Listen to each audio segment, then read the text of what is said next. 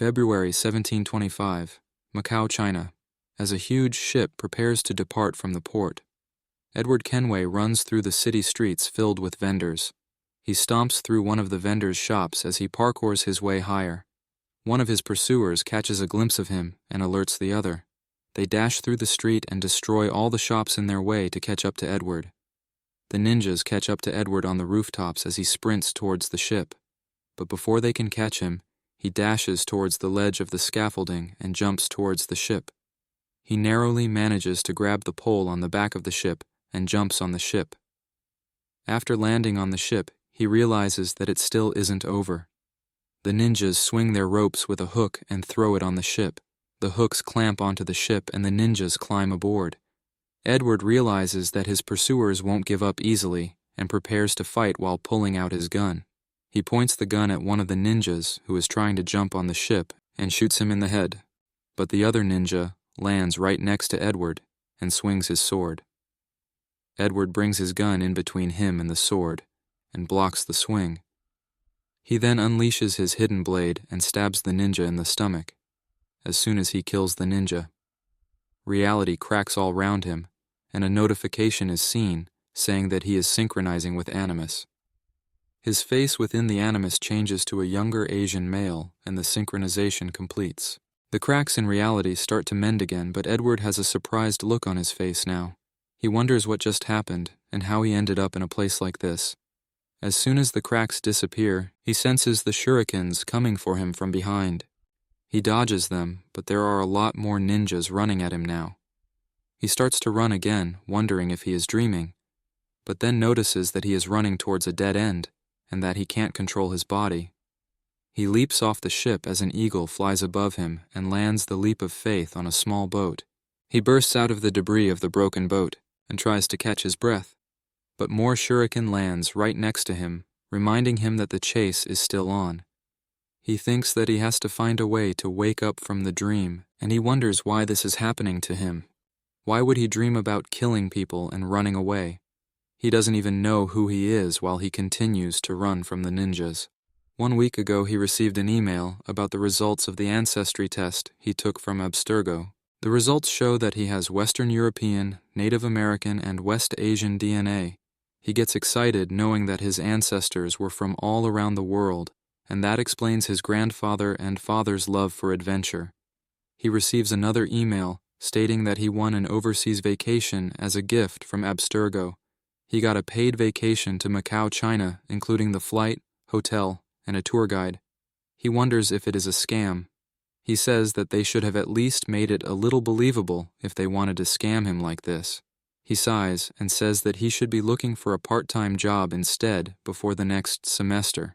But the next day, he was in Macau airport with his tour guide in front of him. He says that he still can't believe that it was real. He asks the tour guide to pinch his cheeks to see if it's all real. The guide listens to him and yanks his cheek. He suffers in pain for a bit, but his excitement overcomes him and he jumps around and says that it's the best day in his life. The tour guide says that she will take him on his ride, and he happily follows. The guide takes him around the city to see a bunch of monuments, and he makes sure to take as many pictures as he can. They even see the police yelling and some kids who were climbing a historic monument which fascinates Noah Kim. The guide asks if he enjoyed the tour, and he says that it was fantastic. The guide asks him to take some rest nearby while he waits for the car, so he says that he will just take a walk around while they wait. The guide gives a warm smile as he leaves, but as soon as he turns his back on her, she glares at him as if he was a prey. As he walks through the seaside enjoying the scenery, he thinks even though it's his first time visiting Macau, it feels familiar to him somehow. He wonders if maybe he lived in this place in a previous life. Meanwhile, he is oblivious to the fact that he is being monitored every step of the way. The people inside the camera room say that the target is lured to the destination with no bystanders nearby. One of the higher-ups tells them that they are clear to engage. A fully blacked-out car pulls up, and a couple of guys in black suits approach Noah Kim with orders to secure him and connect him to the Animus at the Macau Abstergo branch, since he holds the clues to Edward Kenway's activities in Southeast Asia. The men in black suits grab the protagonist and spray a sleep spray on his face. His consciousness fades, and they drag him to the car and toss him in. When he regains his consciousness, he is being dragged inside a facility by 2 armored guards. They stop in front of a room with a plus sign above it. The protagonist wonders if he was kidnapped and tries to think of the reasons for why he was kidnapped. The guards put him on a table-like machine and remove the bag on his head. His hands get clamped onto the machine, and a holographic display appears in front of his face with the logo of Animus. His genetic code gets analyzed by the machine. The analysis completes, and the machine finds the synchronization data for Edward James Kenway. The synchronization gets initialized, and Noah gets thrown into the Animus with Edward's assassin gear. He wonders if it is some kind of a VR game, but the synchronization reaches 80%, and his appearance changes to Edward's. When the synchronization completes, the world starts to form around him. The buildings and ships start to appear out of nowhere. He looks around to figure something out as the world-building process completes. He's in the middle of a street in ancient Macau. Assassin's Creed, Forgotten Temple. December 24th, 1725. London. In a local pub, bustling with people, Edward is sitting in front of the bar playing with his hidden blade, when suddenly someone comes to sit next to him. Edward asks if anything has been different in the Caribbean, and the mysterious person says that it's still a tropical paradise Edward remembers. He goes on to say that they found new ruins in Italy, thanks to Edward's intel, and that they are now combing through Syria. Edward says that he's glad to be of service to them. The mysterious person slips a piece of paper with information that they acquired toward Edward. His finger is marked with the seal of the Brotherhood. He says that they attacked an East India Company ship on its way through the Caribbean from South China Sea and found something on the ship. Adéophile thought Edward would be interested in this and sent the mysterious assassin to pass on the information. Edward says that he has missed hearing Adéwale's name. He thanks the assassin for the information and says that he has to leave to give his daughter her presents. Before leaving, however, he wishes a Merry Christmas to the mysterious assassin and his family. The synchronization progressed to the year 1725 in the month of February in Macau. The protagonist, Noah Kim, remembers the area he is in, but it looks different to him somehow. The people are all dressed differently, and everything feels different to him. The notification from the Animus told him that he was in the year 1725, and that his name is Edward Kenway. He wonders who Edward is when the synchronization completes fully. Edward pulls out the piece of paper with the information, and it states that a navigator of the East India Company named John Young has seen the lost ruins of the Khmer Kingdom located in Indochina. The ruins are referred to by the local natives as the Lost City, or Land of Those Who Came Before. Edward thinks that it was really lucky for them to find such revelation, and that he has to find the lost ruins before the Templars get to it, as he can't let them steal something so precious. Noah Kim wonders what Edward means by the Templars' order. Edward makes his way to the pub to find John Young, as the pub is popular among the East India Company sailors. The pub is very lively, people laughing and drinking, whilst others fight over trivial matters. The chaos reminds Edward of his home. He asks the barkeeper about the man named John Young. The barkeeper asks if Edward is not from around here, and judging from his accent, he sounds British. The barkeeper warns Edward that he won't have any problem if he came for a drink unaware, but it would be wise of him to keep his mouth shut in the bar, since a lot of the people in the bar have a bone to pick with English sailors. Edward says that he thought this was where the East India Company men came to drink. The barkeeper laughs and says that Edward got his East India Companies mixed up. This pub is for the sailors with the Dutch East India Company. Edward says that the seas are wide enough for all nations and that there is no need to split in the name of nations. The barkeeper tells Edward that this isn't the Caribbean, even though the two companies have the same name. They are fighting a war on behalf of the country they each serve. Not only that, a number of Dutch East India Company ships have gone missing in these waters lately, and the Dutch think the British East India Company is behind it, says the bartender. He asks Edward to keep his accent in check and then points to a drunkard on the corner of the bar and says that he is one Edward was looking for.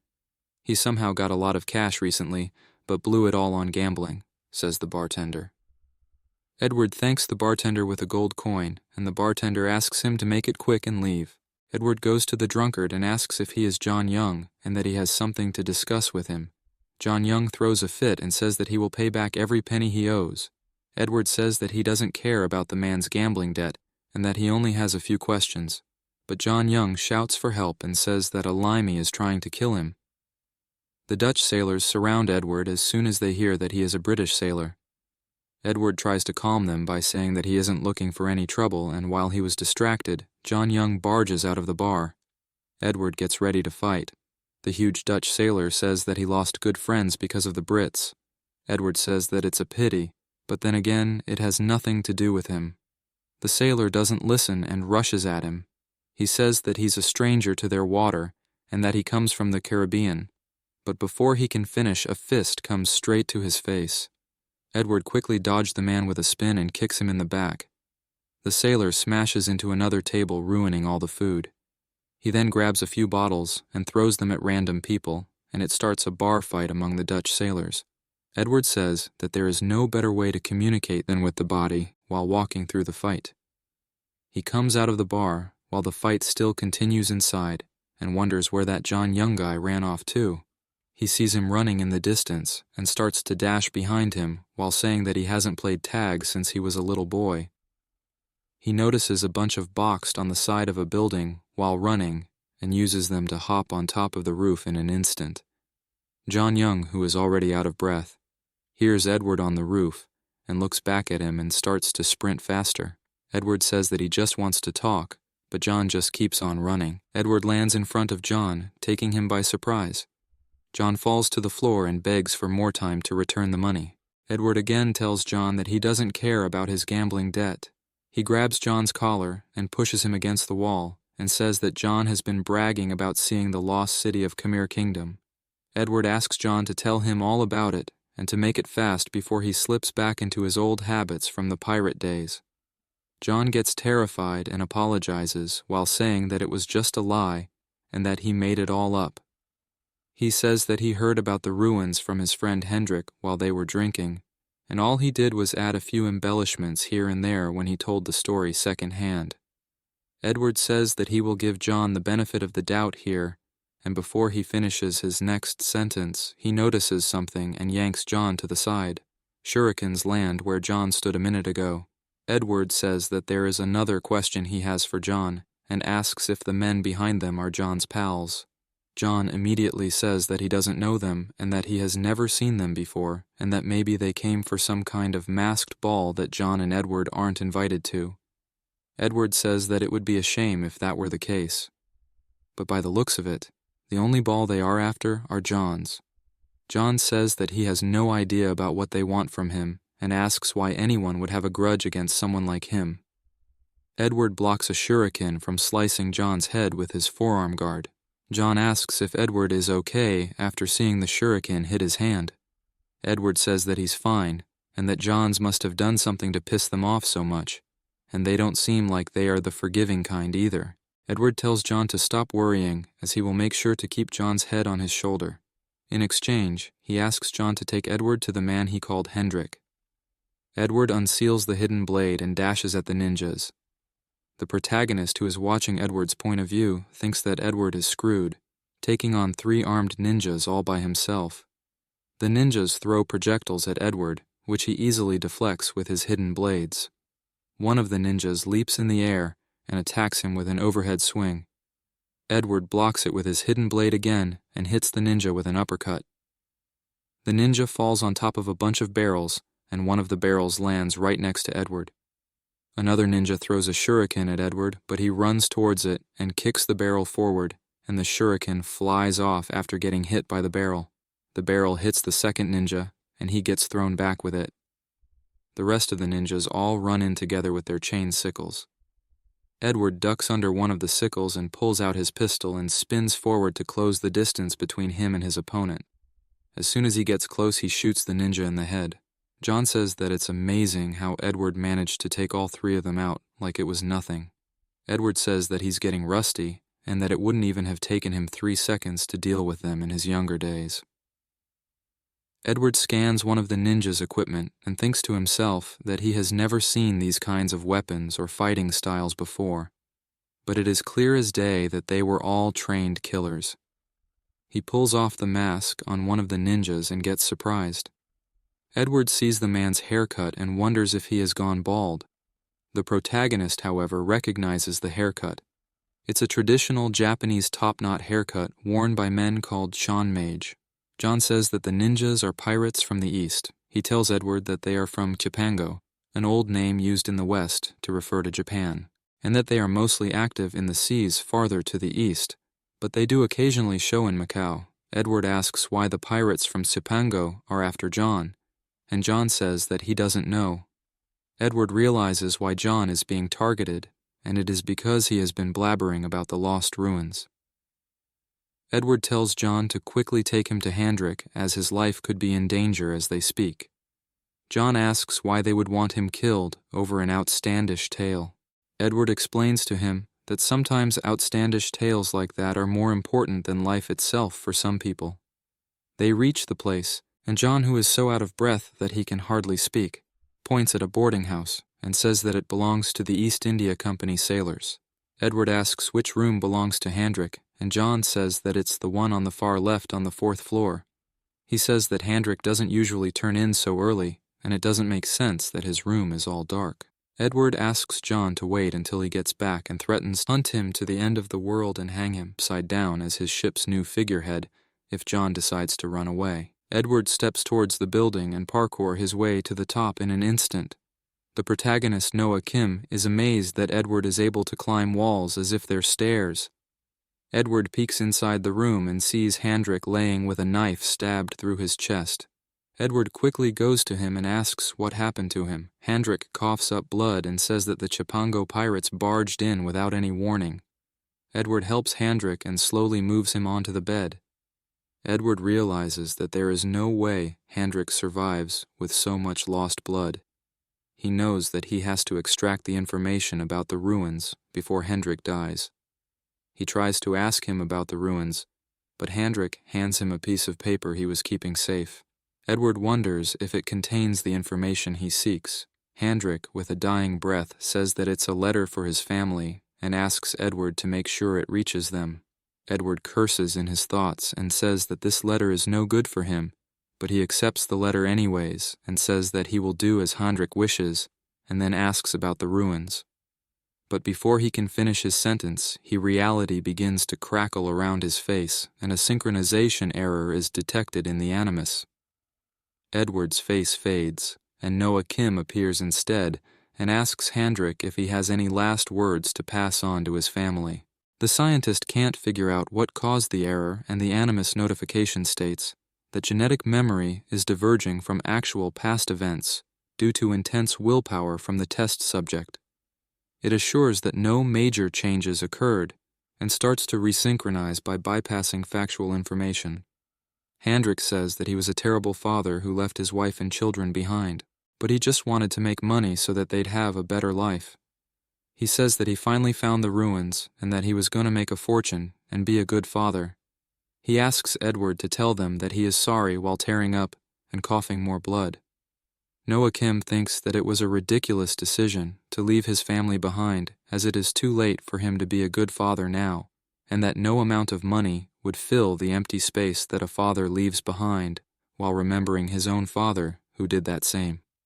Noah tells Hendrik that he will pass on his last words and the letter to his family, and Hendrik thanks him for it. The cracks start to disappear again, and Hendrik says that he feels like he can tell Edward about the ruins. Edward is confused as to what just happened as the cracks fade away, and the Animus synchronization completes again.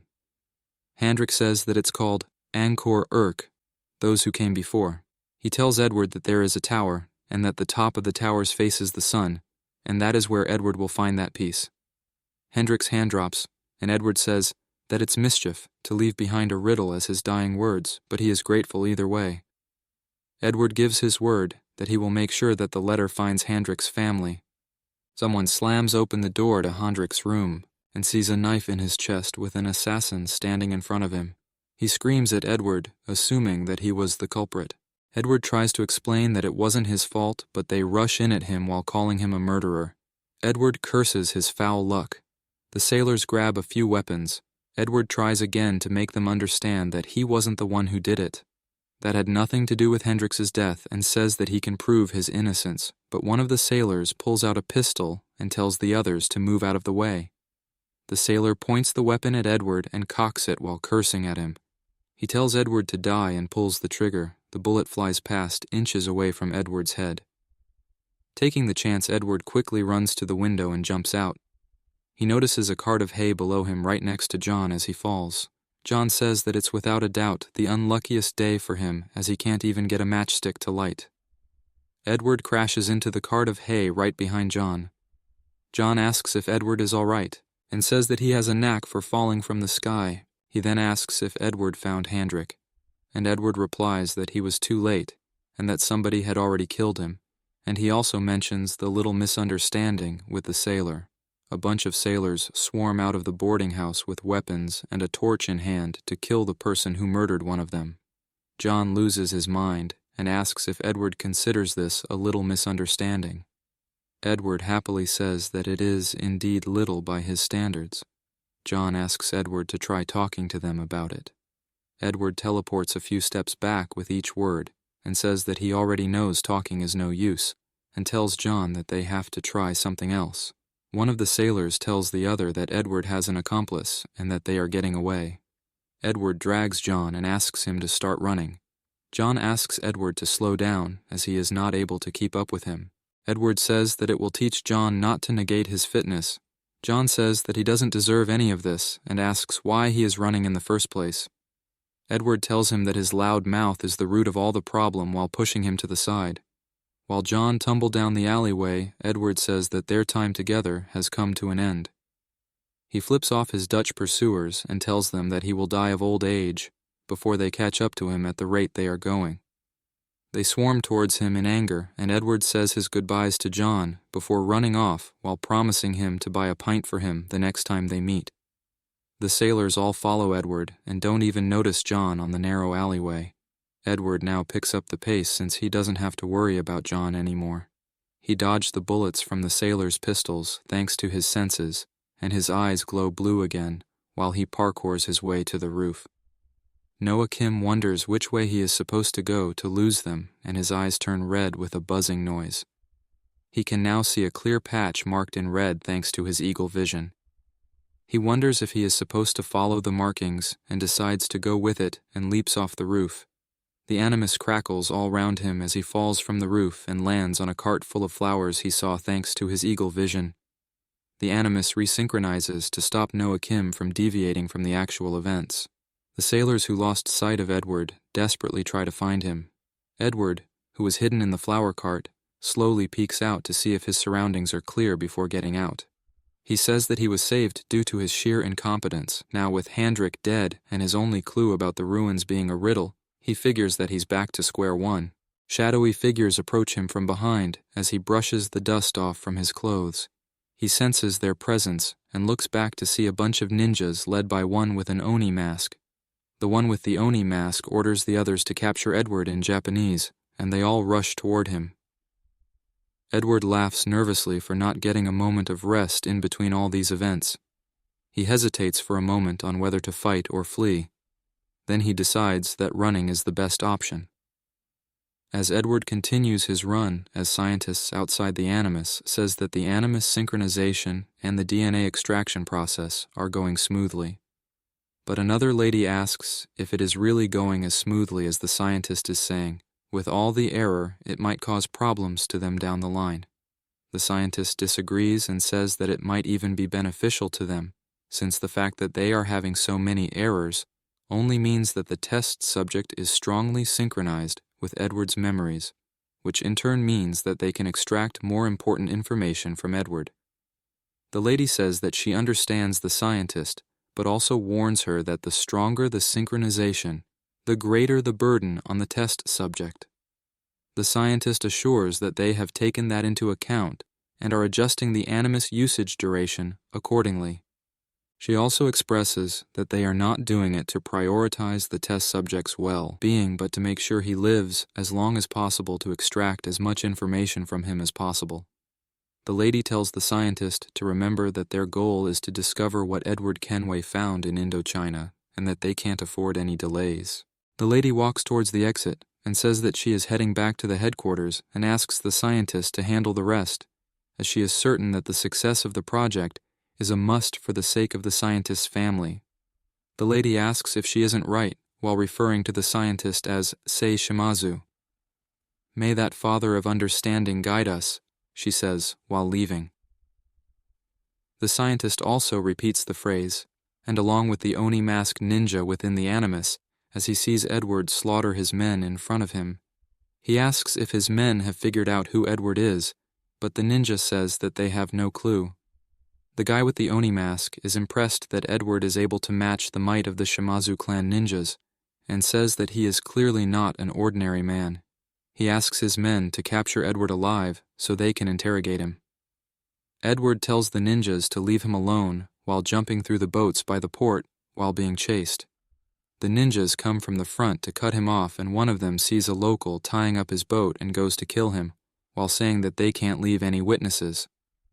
As the ninja jumps at the innocent man to cut him, he gets hit in the neck with a pistol and then stabbed through the neck with a hidden blade. The local stumbles and falls off the boat, but Edward grabs him and pulls him back up. More ninjas land on the boat ready to fight, and Edward curses at them, saying they are even more dogged than the redcoats. The ninjas charge at Edward, and he also says that he had enough of running and runs at them himself.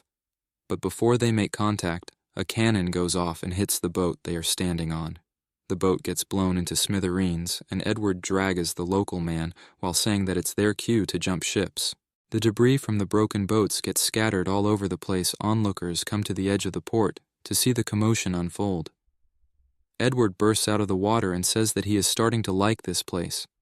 The old fishing man flails his arms around in the water as if he was drowning.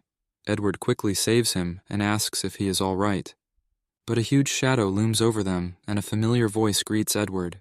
John stands behind the smoking cannon of the ship and says that Edward must have been in a hurry to go out in the sea without a ship. He compares Edward to men who rush to get married without a ring as a joke. John gives Edward a hand and pulls him aboard, and Edward asks what took John so long and that he would have died of old age if he was any later. John says that he was borrowing one of the company ships without permission.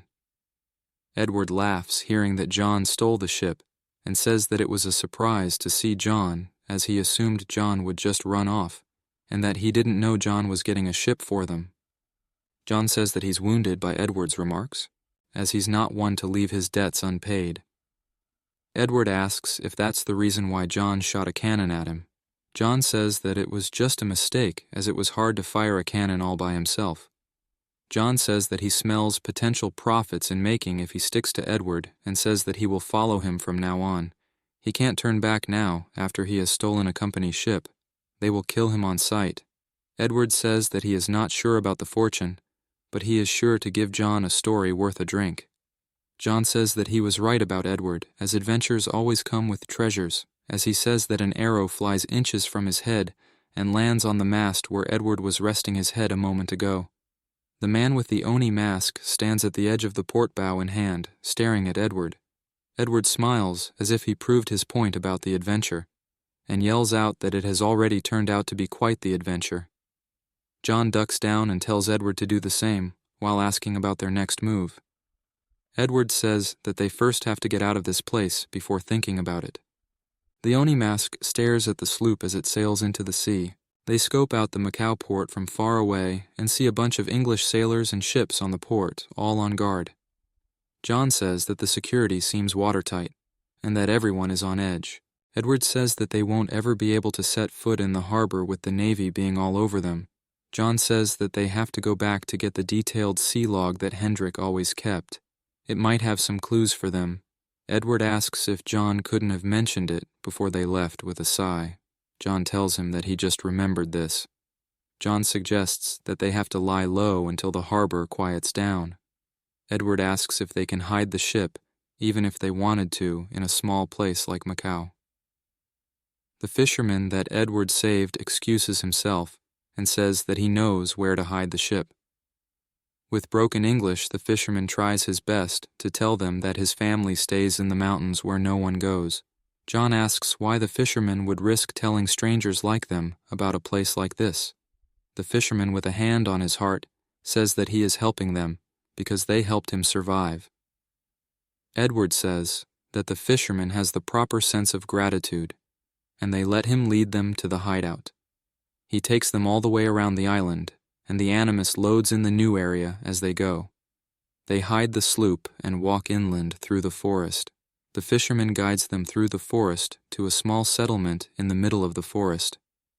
Edward and John are surprised to see so many people in the middle of nowhere. The locals notice the strangers coming and stare at them as they walk towards the settlement. The fisherman talks to a lady and then introduces the strangers to the locals. John talks to one of the locals who tells him that this is a hiding place of people in danger and that no outsider knows about the place and asks them not to worry. John asks Edwards to not expect any royal treatment here. Edward is sure that they all have their reason for not wanting to stay in the city slums. Edward was unconsciously staring at John while he was deep in thought. John gets uncomfortable and asks why Edward is staring at him. Edward says that he was just impressed that John could speak fluent Chinese. Edward says that John is quite talented for a common drunk gambler. John shouts at Edward and says that a common man like him might take offense to what Edward said, and that he is not a ship thief, he just borrowed the ship indefinitely. Edward pulls out his pistol and starts to load it. John asks if Edward is planning something, and Edward says that since he can't expect any royal treatment, he might as well go hunt something to eat. They find a deer minding its own business in the forest, but Edward shoots it in the head. John is impressed that Edward killed the deer with just one shot, and while they slaughter the deer, John asks if Edward has hunted before. Edward says that he has hunted more times than he can remember back in the Caribbean. John takes the meat and says that it's more than enough for the two of them to eat well, but Edward quickly snatches the meat and says that it's not for them. He says he's going to use the meat as bait. He hangs the meat over a small creek and lets the blood drip into the water to lure crocodiles. A crocodile sees the meat and springs from the water to eat it. But as it bites the meat, Edward jumps out from a bush nearby with a rope and ties up the crocodile within seconds. John looks at Edward in disbelief as he snatches the meat for the crocodile mouth to go catch more of them. John gets excited that he made the right choice following someone like Edward. Later at night, the whole village is lively as they cook 3 different crocodiles over the fire and feast on its meat while Edward fixes his equipment. John calls out to Edward and says that the fisherman wants to thank Edward and that he says that he can't remember the last time they feasted on so much meat. Edward waves it off and says that it was no trouble and that he did it to repay the fisherman for his help. He says that he can't let his host go hungry while he is a guest in their home, and besides that, he needs the leather to make some gear for himself as well. The fisherman's wife takes a plate of food into a house, but suddenly she drops the plate and runs out asking for help. The fisherman dashes towards the house, and John asks if something is wrong. Edward checks on a little girl who seems to have some kind of an illness. He asks John to ask the fisherman about the symptoms of her illness. John translates that she got the runs and can't stop vomiting. Noah Kim recognizes that the symptoms are of cholera. He knows that she'll die if they don't do something to save her and that they have to alert the others. The Animus tries to restrain him from deviating the memories and gives a system warning notification that says that there is an Animus error and it stacks over and over again. The scientists all panic, seeing so many errors. One of the guys monitoring Noah Kim says that it has been caused by the test subject's deviant behavior again. He seems to be interfering with the actual course of events in the past. The error keeps stacking as Noah Kim says that the girl will die of dehydration if they don't do something, and that there are bound to be other people with the same symptoms. He tells the others that the disease is called cholera. The synchronization rate drops due to his deviant behavior. John tries to ask Edward what he means and if it's already too late for the girl. Edward says that it's not too late and that he can't let her die. The Animus warns him that he may experience the memory bleeding effect if he continues to deviate. Noah Kim ignores the errors and tries to tell them about a cure. The Animus warns that the synchronization may be terminated. The scientist lady grits her teeth, thinking that if the errors keep accumulating, it might force the desynchronization and cause permanent damage to the test subject. She tells Kao Kim to stop resisting the Animus and that he's only going to hurt himself if he continues. Noah Kim hears her and tells her to shut up in his thoughts. He walks up to the girl's parents as Edward and says that there is a way to save her. The actual events where the girl dies flies past as the Animus terminates the synchronization in accordance with safety protocols. The world disappears in front of Edward and Noah Kim coughs out blood due to internal bleeding. The scientist monitoring Noah says that he is having an adverse reaction and his heart rate has gone up to 190 and that his adrenaline is skyrocketing. The scientist Sei tells them to disconnect Noah Kim from the Animus. She grits her teeth in frustration while wondering what's wrong with Noah Kim.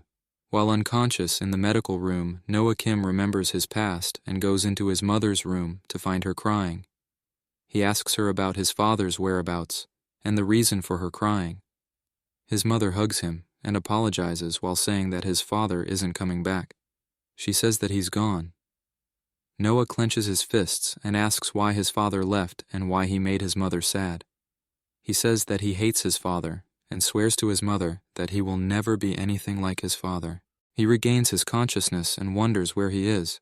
He tries to look around, but he staggers when trying to walk. He feels a sudden jolt of pain in his head and falls to the ground. His head starts to throb as he remembers all the memories of Edward. He thinks that he was playing some kind of VR game as someone named Edward Kenway. Leaving that aside, he gets back to the room he's currently in, as it is definitely not a hotel room. The door slides open, and Sei walks in, while saying that it's unfortunate that their facilities aren't hotel standards. She sits on a stool in front of Noah and says that they could make things much more comfortable for him, depending on the choice he makes. Noah asks what she means by that and to introduce herself.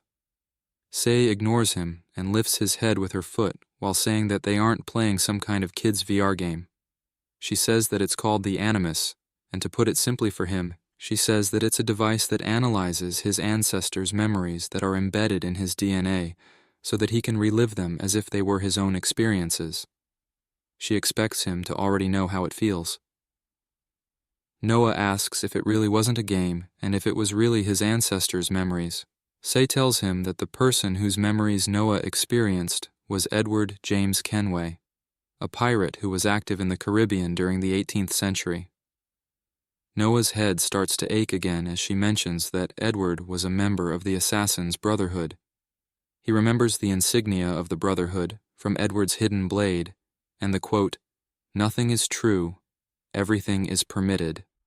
He grunts in pain as he remembers these memories, and Sei assumes that Noah is regaining his memories. Noah asks if it's some kind of sci-fi movie and says that it's ridiculous for him to have memories of his ancestors. Sei says that it doesn't matter whether he believes her or not. She just wants the memories of Edward Kenway imprinted on his DNA. She says that they are looking for something in his memories, the whereabouts of the piece of Eden that Kenway was looking for in Southeast Asia. Noah wonders what she is plotting with this, and Sei asks him to relax as they don't have any intentions of hurting him, as long as he doesn't do anything foolish. Noah says that she makes it seem like he has a choice. She says that he's right and that he doesn't have a choice either way, so she advises him to cooperate instead, and then she tells him not to expect his family or the police to come looking for him, and they aren't a bunch of amateurs. Noah Kim thinks to himself that he would rather die than help these people, but by mentioning his ancestors' memories, he remembers his father and grandfather and the discrimination he faced in his school for being mixed. His schoolmates talked ill about him behind his back and bullied him while telling him to leave their country. He fought back and told them that he's Korean because he never wanted a father like his.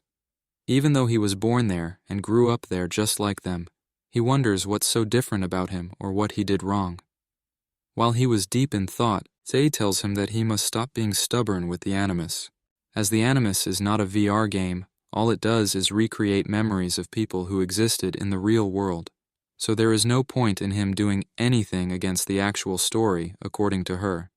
She says that it simply won't have any effect.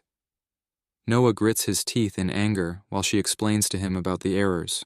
But before she finishes, he grabs her collar and tells her to shut up, and tells her not to tell him what to do while the guards rush in. The guard grabs him and drags him off of her. Sei stands up while coughing, and Noah says that if what she said is true, then he has something that they are after, and says that he wants to make a deal. The guard hits Noah on his back with a baton, and another guard apologizes, and asks if CI is all right. Sei says that she is all right, and thinks that Noah seemed like a completely different person all of a sudden. She stops the guard who are hitting him and tells Noah that he did this to himself. But what he said before did pique her curiosity. She kneels in front of him and asks him about his deal.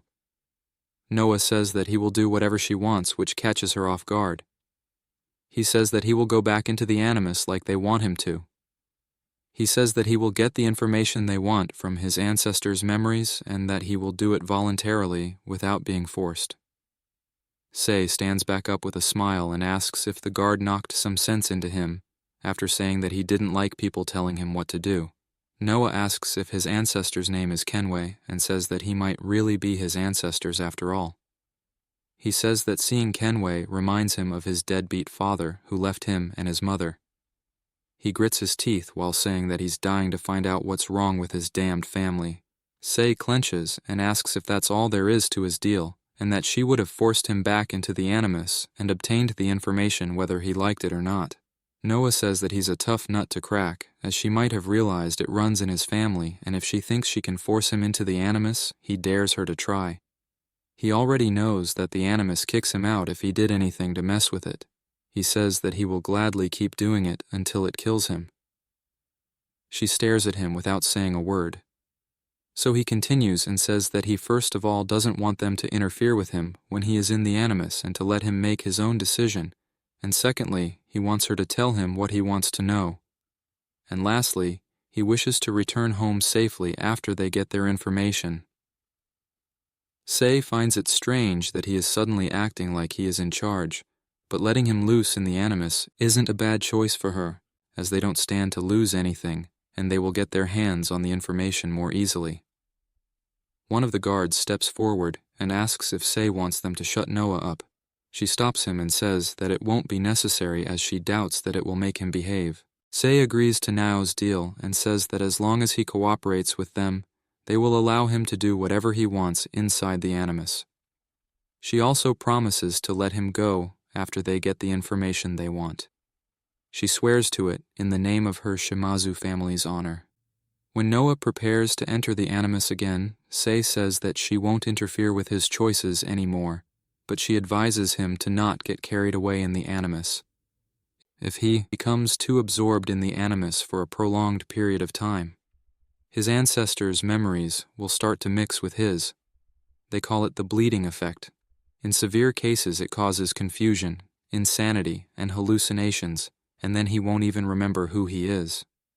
She says that the more he tries to deviate the course of history, the heavier the burden he puts on his mind, and that in turn only worsens the bleeding effect. She tells him that if he plans to make it out of there alive, her suggestion would be to go easy. But before she finishes, Noah, with a sly grin, says that he thought he was just a test subject and asks why Sei is so worried about him, and then he says that Sei may be kinder than she seems. Sei blushes and says that there is no way that's true. She says that she just doesn't want him to die before she gets the information they want. Noah tells her to not worry about him as he lays down on the machine. He says that he is also looking for something, and he doesn't want to give up until he finds it. He calls Sei his sidekick and tells her to help him out as best she can. Sei calls him a knucklehead as the machine starts, and the synchronization initiates, and the world around him starts to build up. He finds out from John that that girl wasn't the only one who was sick in the settlement, and the same disease has struck a whole host of people, no matter where they are from. John says that even if they can be treated with salt and sugar, like Edward suggested, they can't possibly afford enough for everyone there. Edward thinks to himself that salt and sugar solution would be the easiest way to treat the people, while unconsciously staring at John. He knows that salt and sugar are both extremely valuable products that they can't just find anywhere. John noticed that Edward is just staring at him. John asks Edward as to why he is staring like that. Edward says that he thought how amazing it was that a drunkard and gambler like John is fluent in so many languages like Dutch, Portuguese, and even Chinese. John gets frustrated and says that Edward has a knack for backhanded compliments.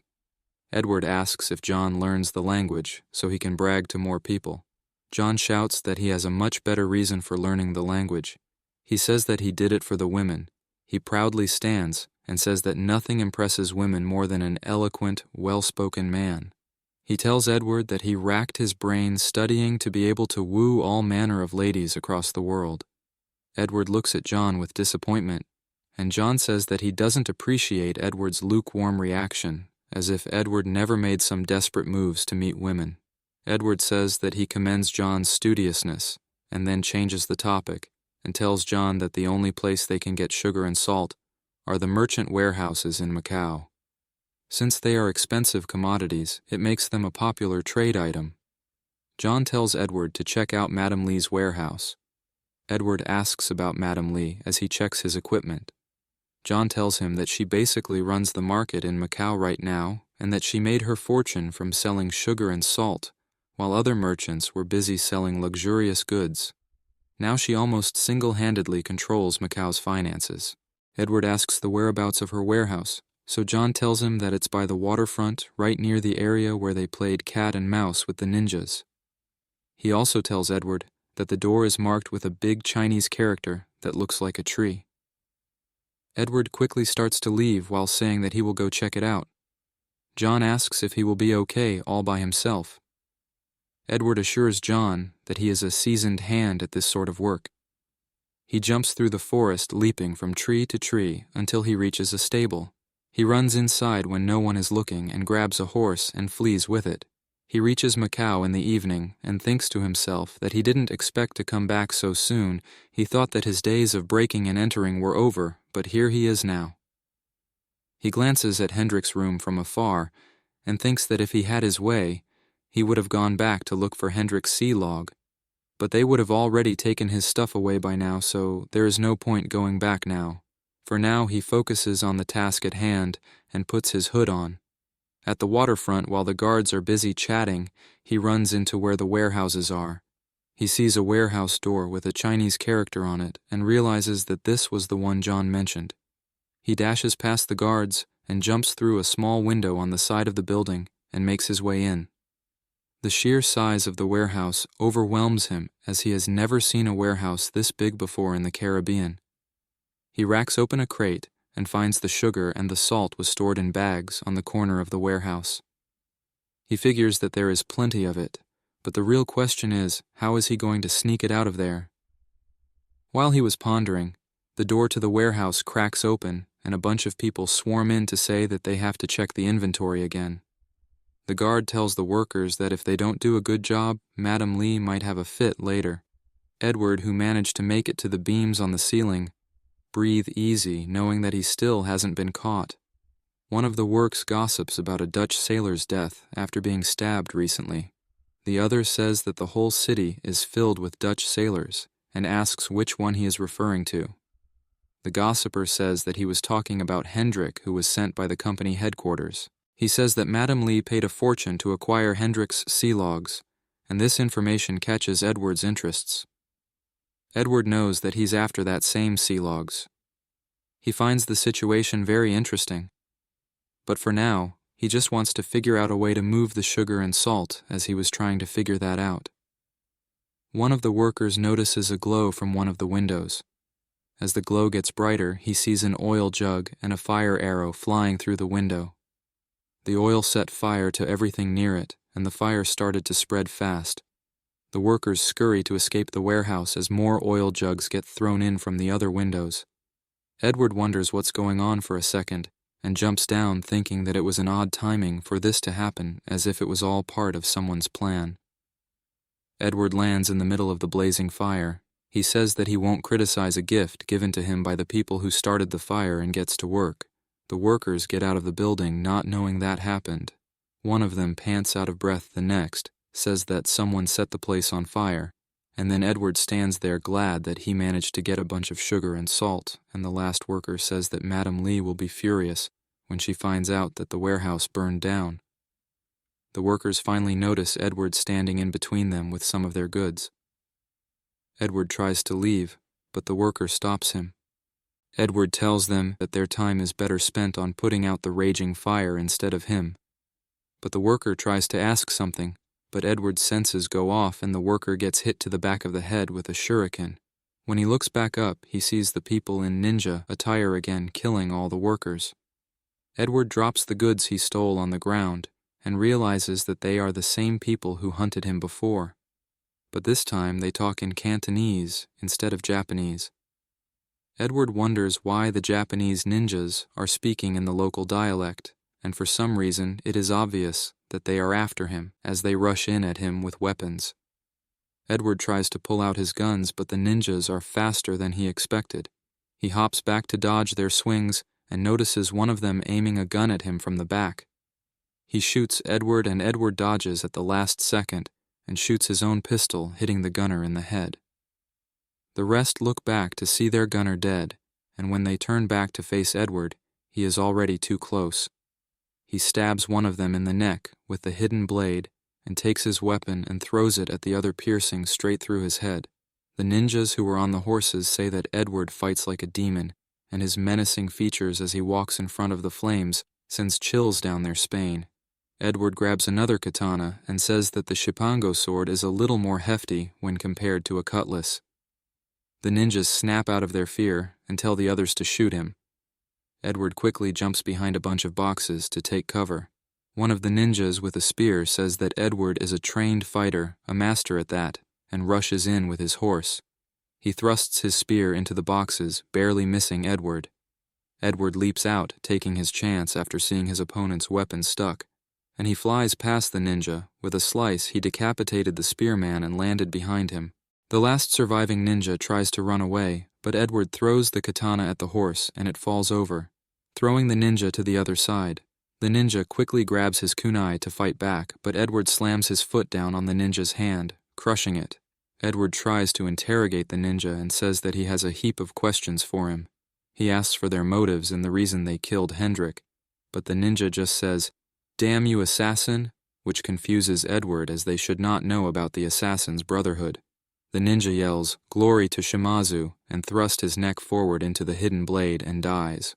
Edward wonders how that Chipango knows about the assassins, and Noah also heard about the assassins from Sei. She said that the assassins are a group of fanatics who believe that humanity must be given absolute, uncontrolled freedom, that they are a secret organization that has fought against the Templars like her for centuries. She says that they left a long trail of murder, violence, and conflict in their wake, supposedly all in the name of freedom. She tells Noah that his ancestor, Edward Kenway, was also a member of the Assassin Brotherhood. Noah wonders what any of this has to do with him and asks, since she is a member of the Templars, if she opposes the assassins. Sei says that he's correct and tells him that her Shimazu clan has worked alongside the Templars for generations, and that's part of the reason her clan has been so prosperous. She says that, unlike the assassins who have degenerated into a criminal gang, Noah says that she is shouting bullshit and that he has seen online conspiracy videos that are more convincing than what she said. He says that it's obvious to him that she is trying to put down the assassins and make her own side look like the good guys, but her tied-out spiel sounds like some sales pitch for a used car to him. He asks if she thinks herself better after kidnapping and forcefully using them as test subjects. She tells her that she can't fool him that easily, and that he makes up his mind once he sees things for himself. In the Animus, he thinks to himself that is going to find out the truth himself as Edward retracts his blade. He then calms the horse after putting the goods he stole on its back, and says that he was lucky to salvage enough sugar and salt from the fire. As he was preparing to leave, the guard sees him and alerts the others. He says that he spoke too soon and rushes off with the horse. Madame Lee comes to the warehouse not long after to inspect the damages. She asks one of her men if he found out who started the fire, and he says that he has. He tells her that it seems to be the work of the pirates from Japan. Madame Lee says that Japanese pirates have quite the nerve to set fire to her warehouse, and that she imagines they were hired by one of her competitors. She then asks for the reason they are all already dead. The man tells her that according to the surviving workers, a hooded man killed them all single-handedly. Madame Lee says that she is intrigued, and with a chuckle she tells them to find out everything about the hooded man. Edward makes his way through the city streets while telling everyone to make way unless they want to get trampled. The guards shoot at him from behind, and Edward dodges the bullet thanks to his senses. He cuts a corner toward the port to make his escape, but the guards are already in front of him waiting in a line, but before they can shoot, they notice a cannon flying towards them from the side. The cannon lands in front of them, breaking the line. Someone calls Edward from the direction of the cannon shot. It's John with the stolen sloop. He asks Edward if he makes a decent partner after all. Edward says that he never thought he would be so happy to see John's ugly mug face. Edward rushes toward the sloop with the horse and then leaps onto the deck with the horse. John stumbles as they land on board and throws away the torch while saying that he wasn't expecting the horse to come with them. Edward also says that he was surprised to see John come rescue him like this again. He asks John how he managed to get so close to the harbor without being seen. John says that he did it in the dark and very slowly, as it isn't his first time at the harbor. He says that he could easily steer the ship here with his eyes closed. At the settlement the next day, people with the illness get treated with the sugar and salt solution. Some are already cured, but John says that it was a shame they couldn't save the little girl, as it was already too late by the time they got back. He tells Edward to not look so depressed, as looking at him makes John feel bad as well. Edward says that since he has a daughter of his own, it weighs heavily on him. John tries to console Edward by saying that the poor girl was destined to pass before her time. He says that as mortals there is nothing they can do to escape fate. Say, who is watching from outside, agrees with John and says that the fates of people inside the Animus are already decided. No matter what one does, it can't change the course of history. She asks Noah to stop being so stubborn and follow Kenway's memories like he is supposed to. Kenway, however, disagrees with John and says that it could be that their fates are already written, just like John said, but when it's all said and done, giving up and letting fate push him around seems like a fool's errand to Edward. He says that there was a time when he only chased glory and treasure that were put in front of him and that cost him everything. But then he realized something, that if you decide for yourself what's right and do everything in your power to uphold that idea, even mortals like them can overcome fate and leave behind something meaningful.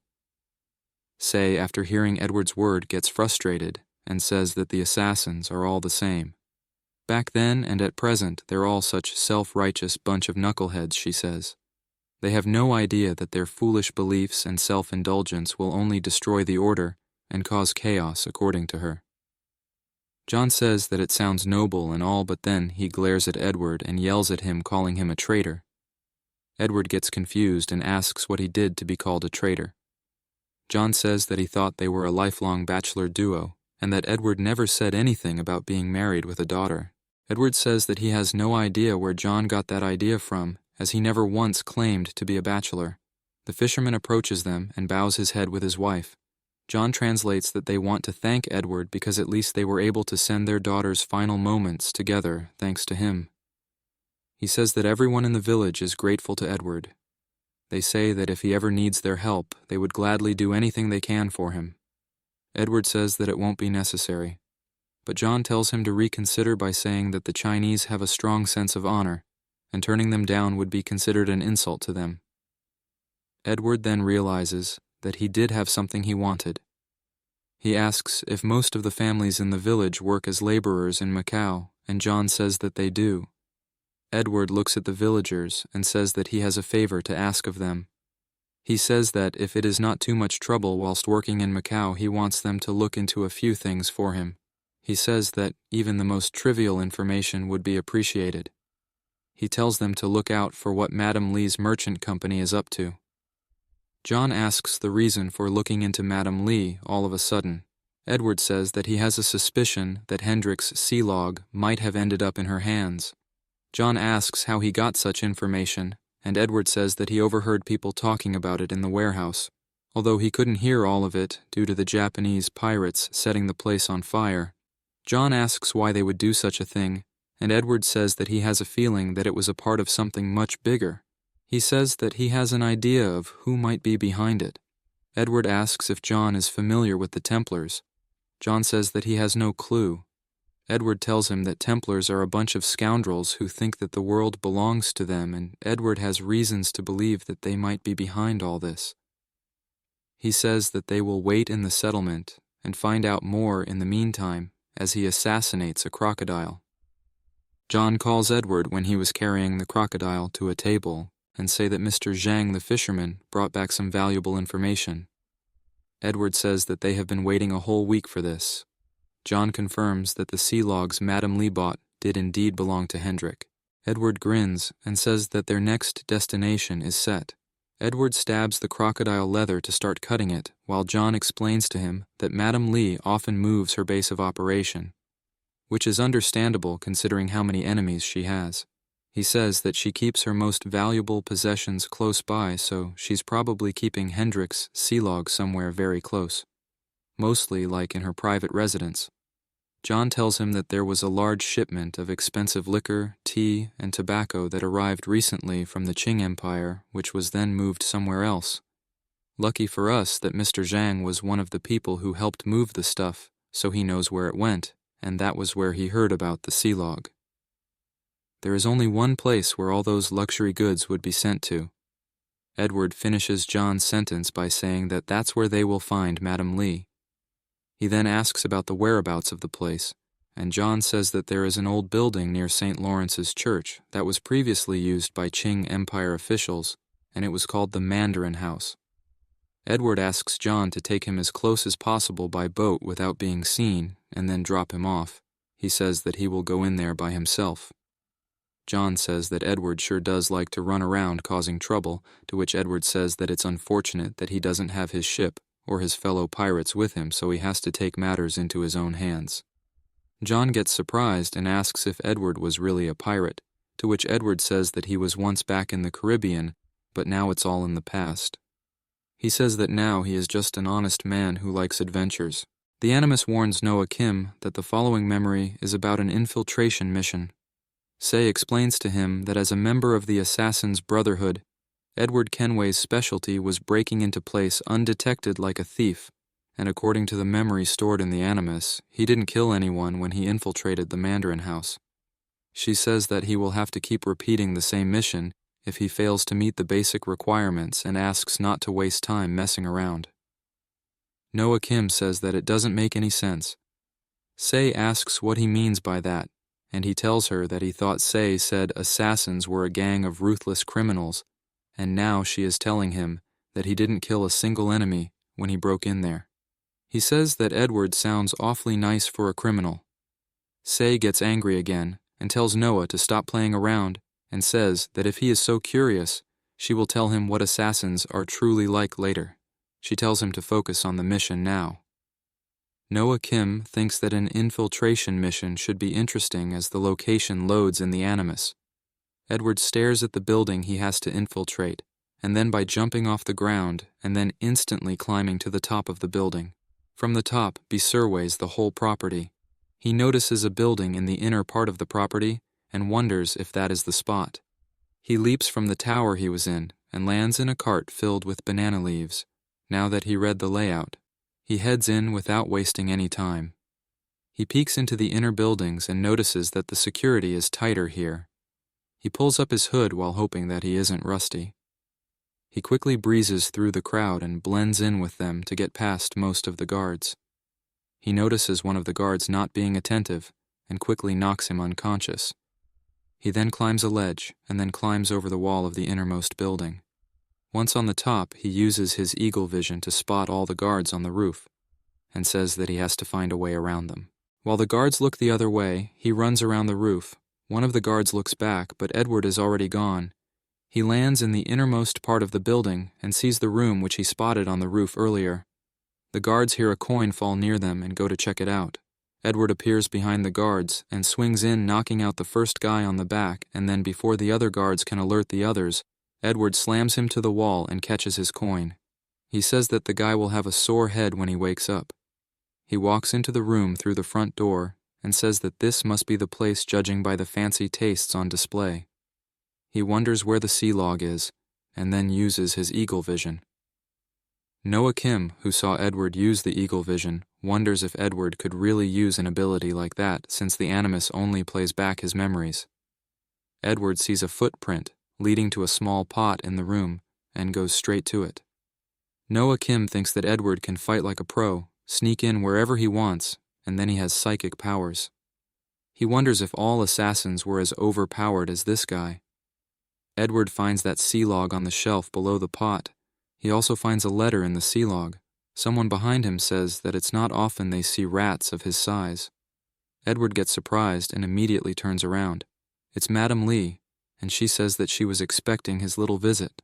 She asks if he cares to discuss their predicament over some tea or if he prefers lead over tea, as two men stand next to her, pointing their muskets at him. She calls him Mr. Assassin while waiting for him to make a choice, but then she asks if she should call him Edward James Kenway instead.